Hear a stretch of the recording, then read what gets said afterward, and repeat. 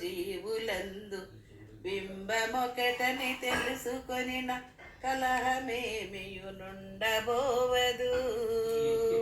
తత్వసారము తెలుసుకోరన్నా, మానసంబున భయము వీడన్నా.